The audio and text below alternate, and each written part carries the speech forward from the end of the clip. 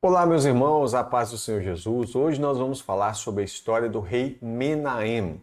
Bem, Menahem significa confortador. Ele é filho de Gadi, foi o 16º rei de Israel depois da divisão do reino e ele reinou durante um período muito longo, durante um período de 10 anos ele reinou, tá? Então, como que ele assumiu o trono de Israel? Ele usurpou, né? Porque ele conspirou contra o rei, que na época era o rei Salum, e ele saiu da cidade de Tirzá e foi até Samaria. Lá ele atacou e matou Salum, e assim ele reinou no seu lugar, tá? Durante esse período que ele está se investida contra o rei Salum, teve uma cidade chamada Tifsa.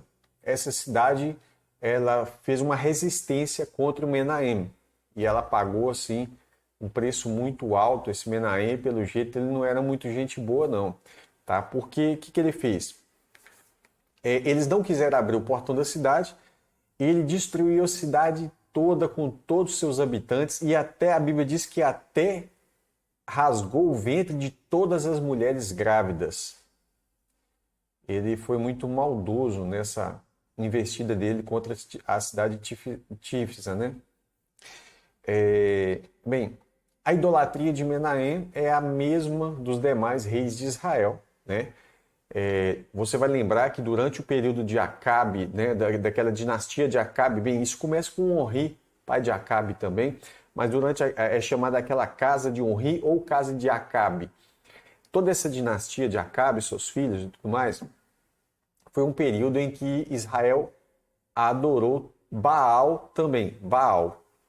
Mas a divindade que acompanhou, né, vamos dizer assim, não é nem divindade, os falsos deuses que acompanharam todos os reis de Israel, desde o primeiro, desde a divisão do reino, chamado Jeroboão, filho de Nebate, foram aqueles 2 bezerros de ouro que tinha em Dan e Betel. Além desses bezerros, durante aquele período da casa de Onri ou da casa de Acabe, né, tinha também o Baal. Veio o Jeú e o Jeú eliminou o culto a Baal de Israel. Definitivamente ele eliminou.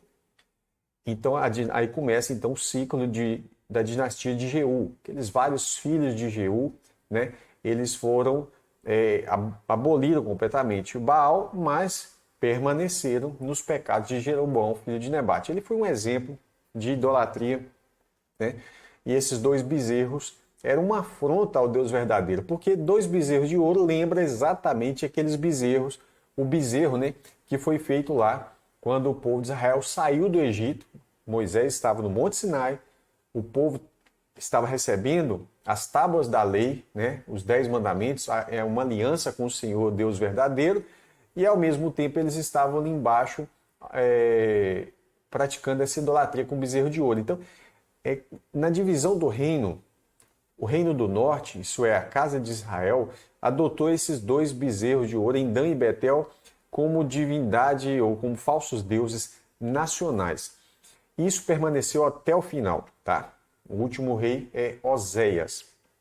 Desde Jeroboão, filho de Nebate, passando por todos os reis de Israel, até chegar em Oséias. Menahem, claro, não escapa disso. E por causa dessa idolatria dele, o rei da Assíria, agora se nós estamos falando daquela grande potência, a Assíria, esse rei chamado Pul, alguns vão chamar esse Pul de Tiglat-Pileser, né? Alguns vão dizer que é o Tiglat-Pileser, alguma coisa assim, Tiglat-Pileser III, mas, bem, isso é uma sugestão. A Bíblia chama ele de rei Pul, P-U-L, P de pato, U-L, né? Ele veio contra Israel, e aí o que o Menahem fez? Veja, ele durou o reinado dele, permaneceu no reinado durante 10 anos, é muito tempo. Então, quanto esse rei de uma região poderosa como a Assíria, um grande império, veio contra ele, o que ele fez? A Bíblia diz que ele arrecadou 50 ciclos de prata por cabeça de todos os poderosos e ricos de Israel. Então ele vai juntar um total de 1.000 talentos de prata. É muito dinheiro, né? Então ele pegou esse dinheiro, deu para o rei Pu, o rei da Assíria, e assim ele pede para que ajude ele a consolidar o seu reino, e dessa forma Menahem vai ficar 10 anos reinando, tá? É muito tempo. O rei da Assíria então deu a volta e não demorou muito na terra de Israel. Ele não foi incomodado, ele pagou o imposto, né? Ou seja, ele se torna, de certo modo, sujeito ao rei da Assíria, ele se submete, vamos dizer assim, mas pelo menos ele não é tirado do cargo, ele não é morto e coisa desse tipo, tá? A morte de Menahem, a Bíblia não fala muito, não fala praticamente nada sobre a morte, só fala que ele morreu, tá? E um detalhe importante é que o filho dele herdou o trono. Então você vê que há pelo menos uma sequência ali, né? Menahem e depois o seu filho vai assumir o trono. Os outros detalhes da vida de Menahem ficaram registrados na história, no antigo livro da história dos reis de Israel. E quando a gente verifica a tabela da cronologia bíblica, a gente vai perceber que o filho dele vai assumir o reinado pelo menos um ano depois da morte do pai dele, tá? Não há o filho dele chama-se Pecaías, deixa eu colocar aqui para você ver essa tela.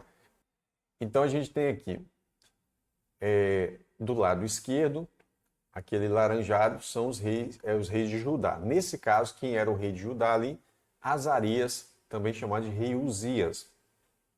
Do lado direito, que está aqui pertinho, a gente tem os reis de Israel. Então você vê o Zacarias, depois o Salum, que foi morto por Menahem. Menahem reina durante 10 anos. Quando começa o reinado de Menahem? No ano 39 de Azarias, ou Uzias. Então ele reina, ali é o ano 1 dele. O ano 10, que é quando ele morre, vai dar no ano 48 de Azarias, ou Uzias, tá? Já o Pecaías, filho de Menahem, vai assumir o reinado apenas no ano 50 de Azarias, do reinado de Azarias, tá? E aí ele vai reinar 2 anos e depois entra o tal do Peca. Aí o Peca já não já é uma outra dinastia, a gente vai falar disso depois, tá? Então eu deixei esse gráfico aqui só para você visualizar o que eu quis dizer quando eu falei que Menahem vai morrer e apenas um ano depois da morte é que Pecaías vai assumir esse reinado. É possível que deve ter acontecido alguma tentativa de usurpar o trono, né? Alguma revolta civil e coisas desse tipo. Mas esses detalhes, eles ficaram registrados onde? No livro da história dos reis de Israel, que não é o livro dos reis que a gente tem na Bíblia, tá? Isso é um registro documentado, histórico dos reis de Israel. Existia, né, na época, o livro da história dos reis de Israel, existia o livro da história dos reis de Judá, existia um livro chamado Livro da História dos Reis de Israel e dos Reis de Judá, e o outro que é Livro da História dos Reis de Judá e de Israel, e vários outros livros também que os profetas redigiram, né? A Bíblia fala sobre muitos livros que estão nesse período dos reis, documentando tudo isso aí, né? E aí a Bíblia cita esses livros também no sentido de falar, olha, os detalhes estão lá. De certo modo, esses detalhes não interessam em nada para nós em relação à salvação, em relação às doutrinas, é mesmo detalhes relacionados a governo e coisas que aconteceram ali, tá bom? Eu espero que você tenha gostado da história de Menahem, né? Não da linda história de Menahem, porque a história dele não é linda nada, mas desse resumo para você compreender, tá? Então, voltando aqui, ele assume o trono depois de conspirar e matar o rei Salum, né? Então ele reina no lugar dele e nessa investida ele vai acabar matando muita gente na cidade de Tífisa, tá? Ele vai manter a idolatria de Jeroboão, filho de Nebate. Por causa dessa idolatria vai vir contra ele o rei da Assíria, chamado Pu. Ele vai pegar o quê? Ele vai juntar 50 ciclos de prata por cabeça dos poderosos e ricos de Israel até ele juntar 1.000 talentos de prata. Vai entregar para o rei Pu.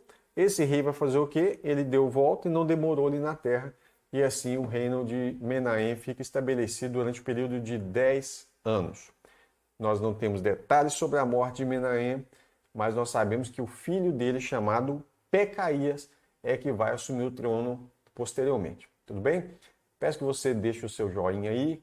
Se tem algum detalhe que você descobriu acerca de Menahem, você também pode colocar aqui embaixo para nós. Que Deus te abençoe. Até a próxima oportunidade, se Deus quiser.